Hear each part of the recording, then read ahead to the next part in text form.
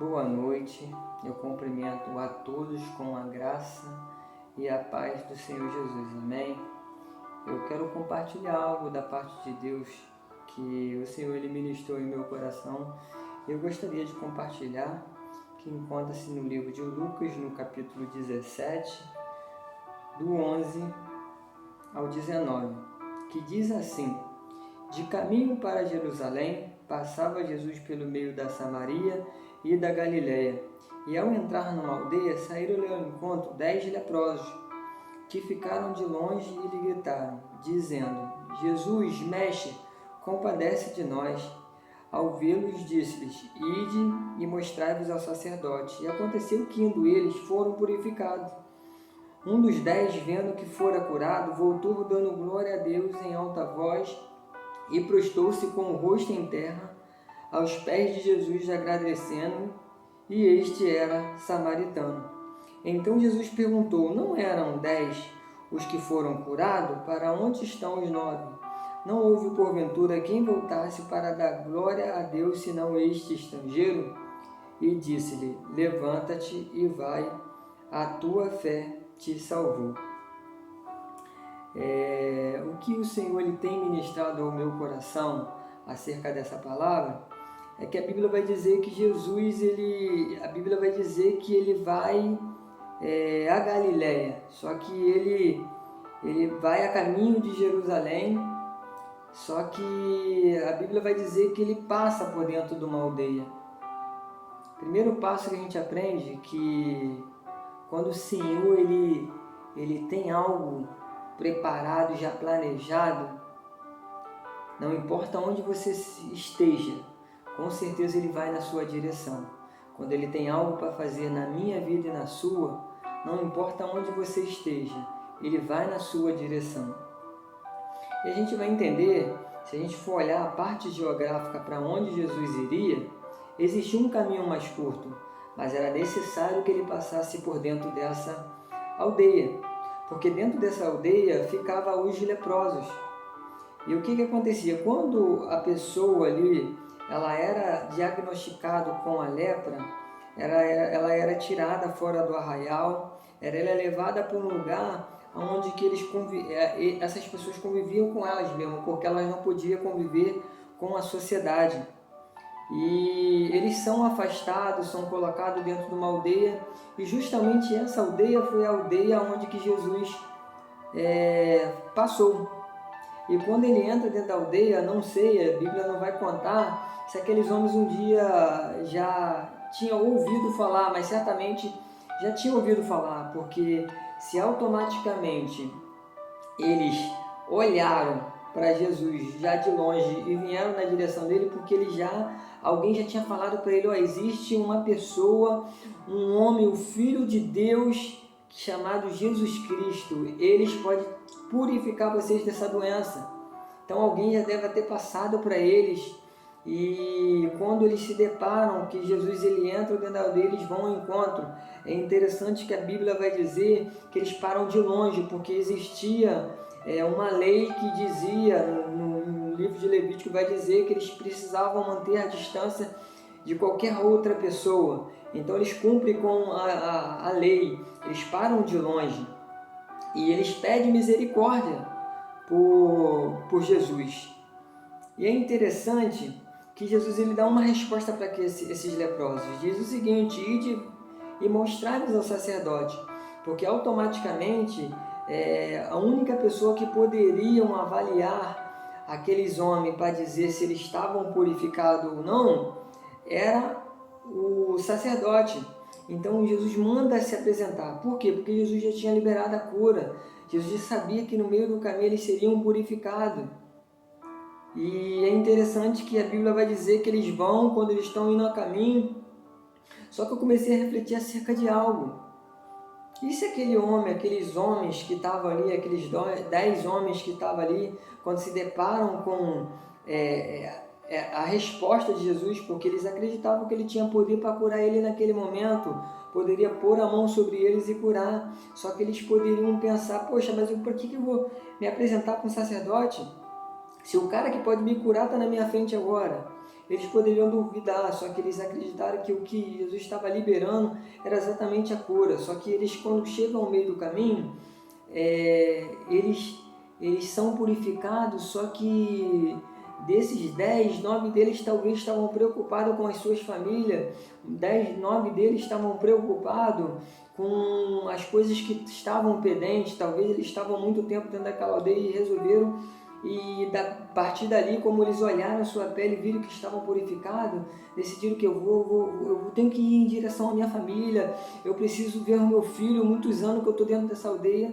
Só que um deles, após ser purificado, olhou para sua pele e falou assim: não, eu entendo que antes de eu fazer qualquer coisa, eu preciso ir àquele que liberou a minha cura, eu preciso agradecer aquele.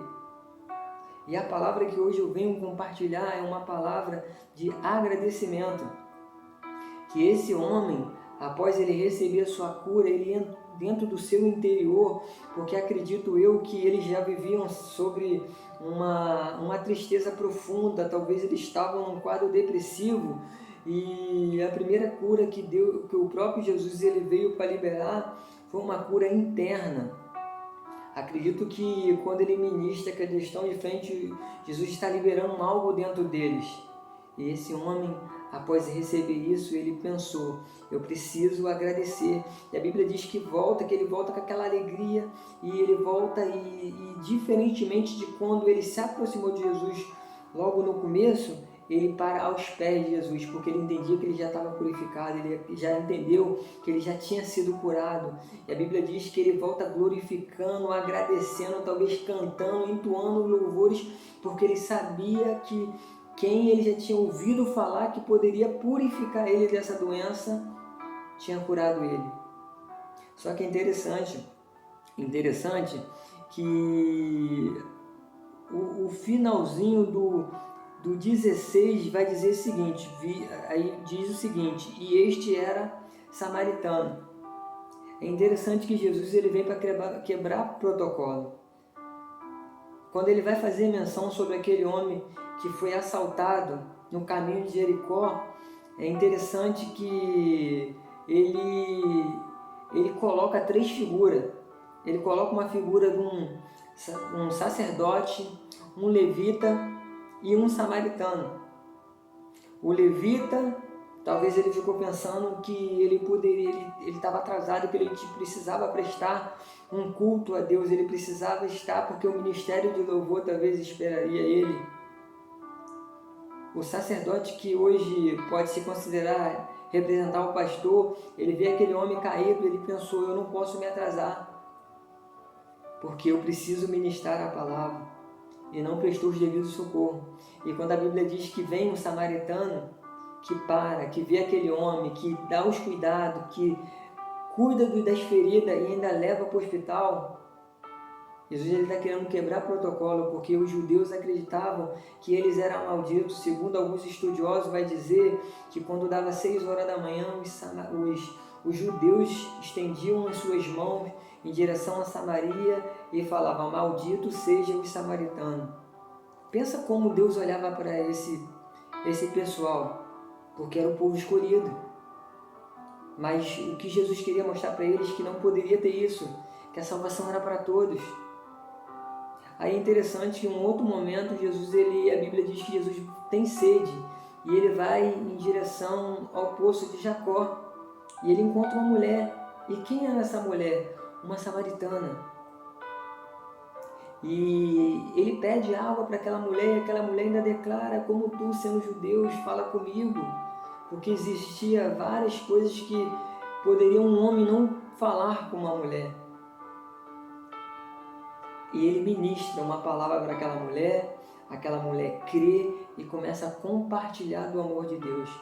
Então, a todo momento, Jesus está quebrando o protocolo. Aqui nesse texto, a Bíblia não vai dizer que aqueles 9 eram judeus. Eles conheciam as leis, com certeza. Só que esse, que para os judeus era maldito, Jesus estava demonstrando que eles têm amor ao próximo, que ele tem gratidão dentro de si. É uma das coisas que eu e você precisamos ter. Nós precisamos ter gratidão ao Senhor, porque a todo momento o Senhor ele tem nos guardado, a todo momento o Senhor tem nos protegido, a todo momento o Senhor ele tem sido com a gente na nossa vida, no nosso trabalho e tem nos livrado desse mal que muito tem assolado a sociedade. E hoje eu quero compartilhar contigo para que você seja grato a Deus. Grato por tudo que Ele vem fazendo. Eu mencionei a última vez dizendo o seguinte, que no livro de Romanos, no capítulo 12, no versículo 2 diz: "E não se conformei com este mundo, mas transformai-vos pela renovação do vosso entendimento, para que experimenteis qual seja boa, agradável e perfeita vontade de Deus." Quer provar a vontade de Deus? A vontade de Deus ela sempre vai ser boa, ela vai ser agradável e ela vai ser perfeita. Ainda que isso te faça chorar, ainda que isso te faça sofrer, a vontade de Deus ela é soberana, ela vai ser sempre boa, agradável e perfeita, porque Deus me ama e ama você. E para finalizar, Jesus ele pergunta sobre os 9. Pergunta sobre os 9 porque eles não voltaram para agradecer. Então é comum no ser humano ele receber algo de Deus, algo da parte de Deus, e às vezes quando ele está na sua melhor fase, acaba esquecendo de Deus. E é algo que não pode acontecer comigo e com você. Se você tem a sua casinha, agradeça ao Senhor, porque foi Ele que concedeu isso a você. Se você tem o seu trabalho, seja grato a Deus, porque foi Ele que abriu uma porta de emprego para você. Se você hoje se levantou pela manhã, seja grato, porque Deus ele te sustentou para que você levantasse e tivesse um dia perfeito. E que o Senhor possa te abençoar, que você possa ser sempre grato ao Senhor, no pouco ou no muito.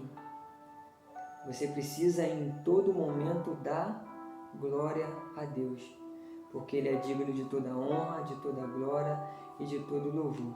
Que essa palavra seja aplicada em seu coração e que você possa ser cheio da graça de Deus. Deus te abençoe.